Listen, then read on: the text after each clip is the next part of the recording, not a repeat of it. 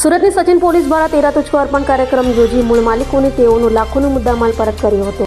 સુરતના સચિન પોલીસ મથકમાં 13 તુચકો અર્પણ કાર્યક્રમ યોજાયો હતો, જેમાં ચોરાયેલા કે ખોવાયેલા મુદ્દામાલ પોલીસે શોધી કાઢ્યા બાદ કોર્ટના ધક્કાથી મૂળ માલિકો પરેશાન ન થાય તે માટે કોર્ટ પરવાનગી બાદ સચિન પોલીસ દ્વારા આશરે 7 લાખથી વધુનો મુદ્દામાલ મૂળ માલિકોને પરત કર્યો હતો। તો સૌથી વધુ 1 લાખ રૂપિયા સાયબર ક્રાઇમમાં ગયેલ હોય તે મૂળ માલિકને પરત મળતા તેઓએ પોલીસનો આભાર વ્યક્ત કર્યો હતો। 20થી વધુ મોબાઈલ મૂળ માલિકોને પરત કરાયા હતા।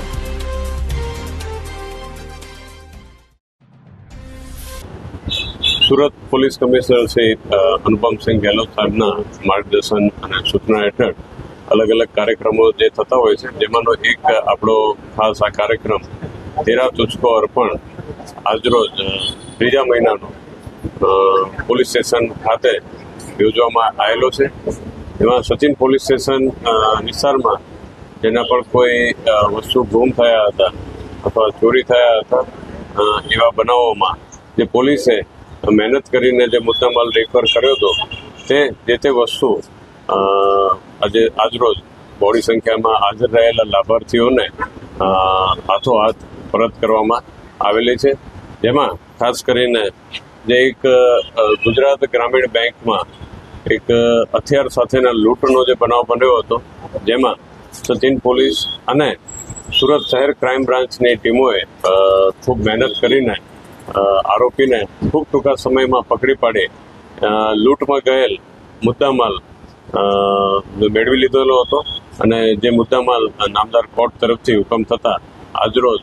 એના જે બેંક એમ્પ્લોઈઝ હતા એ લોકોને સુપ્રત કરવામાં આવેલો છે, જેમાં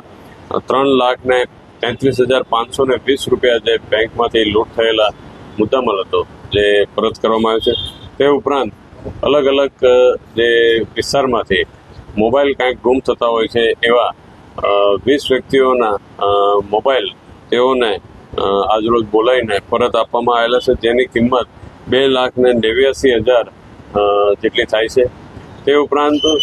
આપ જાણો છો કે ભાઈ સાયબરના પણ ખૂબ જે રીતે બનાવો બનતા હોય છે, એમાં સાયબર રિફંડનો એક જે કેસ હતો, જેમાં એક જ વ્યક્તિને એના પોતાના 1,28,213 રૂપિયા જે સાયબર રિફંડ પણ આજરોજ અત્રેથી પરત કરવામાં આવેલ છે, જેથી કુલ 7,50,733 રૂપિયાનો જે પણ મુદ્દામાલ હતો એ આજરોજ સચિન પોલીસ સ્ટેશન ખાતે 13 તુચકો અર્પણ કાર્યક્રમમાં તેઓને પરત આપવામાં આવેલ છે। અભય થઈને નિષ્પક્ષતાથી નિરપેક્ષ રીતે વાસ્તવિકતાનો અરીસો રૂપી સચોટ માહિતી લાવતો સત્યની સાથે અભય ટાઈમ્સ।